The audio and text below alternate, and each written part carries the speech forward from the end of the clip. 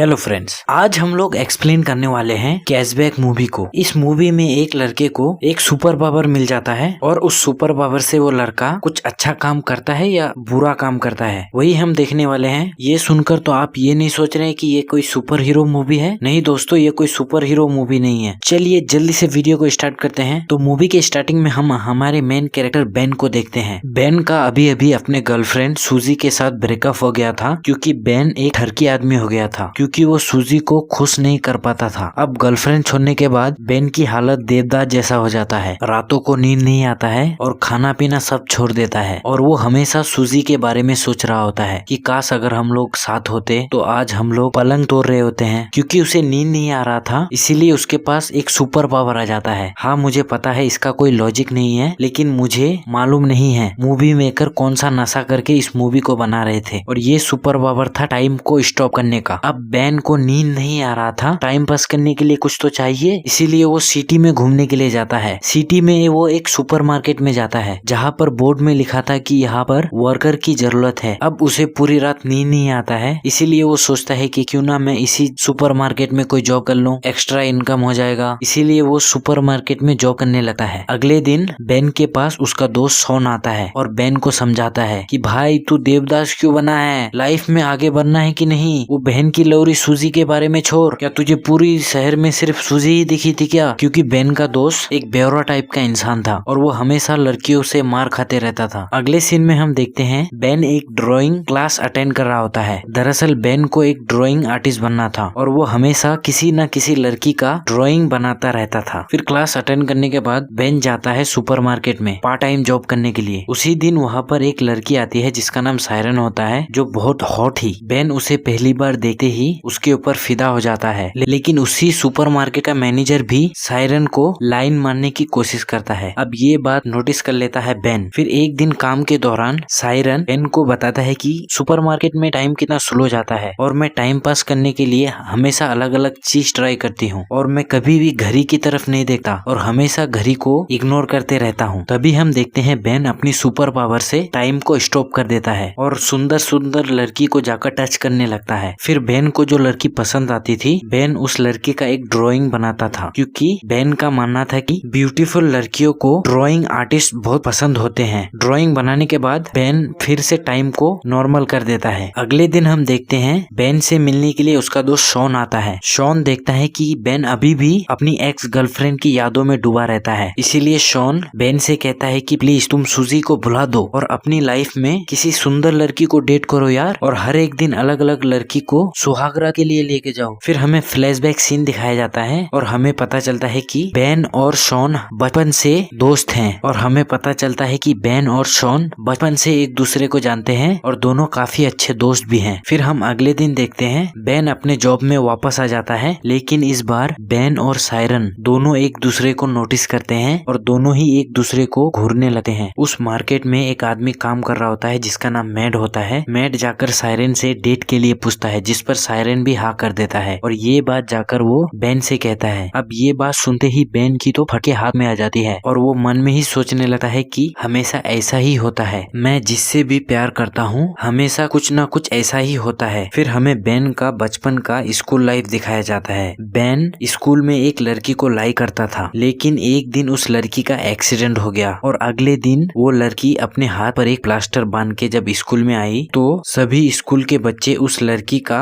मजाक उड़ाने लगते हैं। लेकिन वहीं पर बेन उस लड़की को जाकर कहता है कि तुम जैसी भी हो और मुझे काफी पसंद हो। फिर दोनों ऐसे ही कुछ प्यार मोहब्बत वाली बातें करते हैं। एक दिन वो लड़की बेन से कहता है कि क्या तुम मुझे किस करने वाले हो, जिस पर बेन कहता है कि हम कल इस जगह पर दोबारा मिलेंगे क्योंकि कल स्कूल बंद होगा। अगले दिन बेन तैयार होकर उसी जगह पहुंचता है, लेकिन बहुत इंतजार करने के बाद भी वो लड़की वहाँ पर नहीं आती है। अगले दिन बेन को पता चलता है कि वो लड़की का किसी दूसरी जगह ट्रांसफर हो गया है। फिर हम आते हैं प्रेजेंट टाइम में। बेन अपने दोस्त शॉन को सायरन के बारे में बताता है और कहता है कि वो लड़की मुझे बहुत पसंद है, लेकिन वो लड़की आज ही मेरे एक दोस्त के साथ डेट पर गई है। जिस पर शॉन कहता है कि ऐसा भी तो हो सकता है कि वो लड़की एज ए फ्रेंड उस लड़के के साथ डेट पर गया है और तुम्हें जाकर सायरन से बात करनी चाहिए। अगले दिन बेन जब सुपरमार्केट में काम में वापस आता है, तभी मैट बेन को बताता है कि मैंने कल सायरन के साथ बहुत मजे किए और डेट खत्म होने के बाद हम दोनों इंटीमेट भी हुए थे। अब ये सुनते ही बेन का तो दिल ही टूट जाता है। लेकिन तभी वहाँ पर सुपरमार्केट का मैनेजर आता है और सबको कहता है कि मैंने मेरे दोस्त के साथ एक चैलेंज किया है और तुम सबको एक टीम बनाकर फुटबॉल खेलना है। अगले सीन में हम फुटबॉल मैच देखते हैं। वहीं पर सायरन भी वो मैच देखने के लिए आई थी, लेकिन बेन का टीम बहुत ज्यादा बुरा खेलता है और उनके ऊपर गोल पर गोल होते जा रहा था। अब ये देखकर बेन को बहुत बोरिंग फील होता है, इसीलिए वो टाइम को स्टॉप कर देता है। फिर वो जाकर थोड़ा पानी पीता है। तभी बेन को कुछ आवाज सुनाई देता है। जब बेन इधर उधर देखता है तभी एक आदमी जो फ्रीज नहीं हुआ था वो बेन को देखकर वहाँ से भाग जाता है। फिर बेन इधर उधर घूमने के बाद टाइम को फिर से नॉर्मल कर देता है। अब फिर फुटबॉल मैच स्टार्ट होता है और इस बार गोल करने की बारी बेन के टीम का होता है, इसीलिए मैड आगे आता है और जैसे ही वो बॉल को किक करता है वो बॉल जाकर लगता है मैनेजर को, जिससे उसका नाक टूट जाता है। इसीलिए मैनेजर और मैड दोनों जाते हैं हॉस्पिटल। वहीं पर वो बेन को बोल के जाता है कि सायरन को तुम उसे उसके घर छोड़ देना। लेकिन बेन तो सायरन को एक कॉफी शॉप में लेकर जाता है जहाँ पर दोनों के बीच बहुत सारा बातचीत होता है। फिर बेन सायरन से पूछता है कि क्या तुम और बेन दोनों डेट पर गए थे, जिस पर सायरन कहता है कि हाँ हम लोग तो डेट पर गए थे लेकिन एज अ फ्रेंड, और हमारे बीच ऐसा कुछ भी नहीं है। फिर सायरन बताता है कि लेकिन मेरा एक बॉयफ्रेंड था और उसका और मेरा 6 महीने पहले ही ब्रेकअप हो गया था। फिर बेन भी कहता है कि मेरा भी एक गर्लफ्रेंड था और कुछ ही दिन पहले मेरा और उसका ब्रेकअप हो गया है। फिर सायरन बेन को अपना ड्रीम के बारे में बताता है और कहता है कि मैं स्पेनिश सीख रही हूँ और मेरा एक सपना है कि मैं स्पेन जाकर वहीं पर सेट हो जाऊं और टीचर की नौकरी करूं। फिर सायरन बेन के ड्रीम के बारे में पूछता है, जिस पर बेन कहता है कि हाँ मुझे भी पेंटिंग बनाना बहुत अच्छा लगता है और मेरा एक खुद का प्रिंट गैलरी हो। दोनों ही यहाँ पर अपनी अपनी पर्सनल लाइफ के बारे में शेयर करते हैं। बातचीत हो जाने के बाद बेन सायरन को उसके घर छोड़ देती है, लेकिन जाने से पहले दोनों किस करते हैं। अगले दिन हम सुपरमार्केट में देखते हैं मैनेजर सबको कहता है कि मेरा बर्थडे आने वाला है और मैं तुम सबको स्पेशली इनवाइट कर रहा हूँ। मेरे बर्थडे पे तुम सबको आना है और घर में मैंने एक पार्टी भी रखी है। फिर सायरन बेन से जाकर पूछता है कि क्या तुम मेरे साथ पार्टी में जाना चाहोगे, जिस पर बेन हाँ कर देता है। अगले दिन सायरन बेन से फिर एक बार पूछता है कि क्या तुम मेरे साथ पार्टी में जाना चाहोगे, जिस पर बेन कहता है कि हाँ ऑफ कोर्स। यहाँ पर बेन और सायरन दोनों प्रॉपर तरीके से एक बार फिर से किस कर लेते हैं। इसके बाद वो बेन की निकल पड़ती है। वही उसे कभी नींद नहीं आ रहा था, इसी रात उसे बहुत अच्छी नींद आती है। अगली सुबह वो उठता है, तभी बेन को एक आर्ट गैलरी की तरफ से फोन आता है, क्योंकि बेन की आर्ट की हुई पिक्चरें उन्हें बहुत पसंद आई थी, इसीलिए उसे मिलने के लिए बुलाता है। बेन इसके लिए बहुत ज्यादा एक्साइटेड हो जाता है, लेकिन बाद में हमें पता चलता है कि ये तो एक प्रैंक था और इस प्रैंक को किया था मैड ने। फिर बेन रेडी होकर सायरन के पास जाता है और ये खुशखबरी वो उसे भी बता देता है कि मेरे आर्ट गैलरी को एक कंपनी ने बहुत पसंद किया है। फिर दोनों पहुंचते हैं पार्टी में, लेकिन पार्टी में पहुंचते ही बेन का फटके हाथ में आ जाता है, क्योंकि वहीं पर थी बेन की पुरानी गर्लफ्रेंड सूजी। सूजी बेन को किसी और लड़की के साथ देखकर जेलिस फील करने लगता है और वो जाकर बेन से बात करता है और कहता है कि मेरे से गलती हो गई है, क्या हम फिर से दोबारा एक साथ हो सकते हैं, जिस पर बेन साफ साफ मना कर देता है और वो सूजी से कहता है कि तुमने मेरी जिंदगी झंड बना दी थी, लेकिन सायरन ने मेरी जिंदगी में खुशियां ही खुशियां ला दी है, इसीलिए अब तुम साइड में आ जाओ। वही दूसरी तरफ वो मैनेजर सायरन को जबरदस्ती किस करने लगता है, इसीलिए सायरन गुस्सा होकर वहाँ से जाने लगती है। लेकिन उसी मोमेंट पर सूजी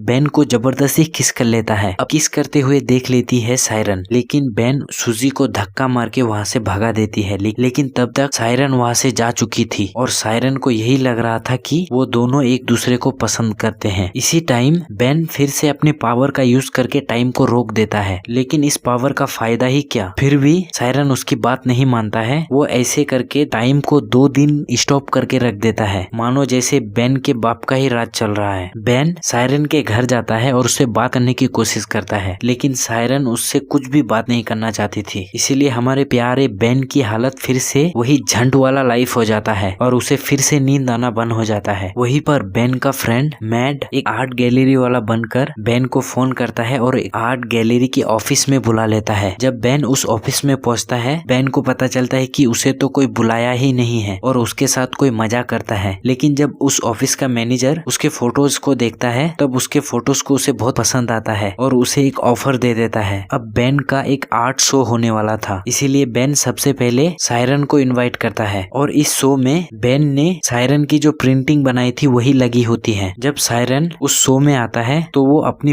फोटोज को देखकर बेन से काफी ज्यादा इम्प्रेस हो जाता है और वो बेन को अपनी सारी गलती को भुलाकर माफ कर देता है। फिर दोनों किस करते हैं, लेकिन इसी मोमेंट पर बेन टाइम को स्टॉप कर देता है। लेकिन इस बार बाकी सब फ्रीज हो गए थे, बस बेन और सायरन दोनों छोड़कर। फिर दोनों भागते हुए उस म्यूजियम के बाहर जाते हैं जहाँ पर बर्फ गिर रही थी। फिर दोनों भागते हुए यहाँ पर भी किस कर लेते हैं। अजीब मूवी का कॉन्सेप्ट है यार, मैं क्या बताऊं। और कुछ इस तरह इस मूवी का हैप्पी एंडिंग हो जाता है। तो आपको वीडियो कैसा लगा हमें कमेंट करके जरूर बताइए। मिलते हैं किसी अगले वीडियो पर। Good bye.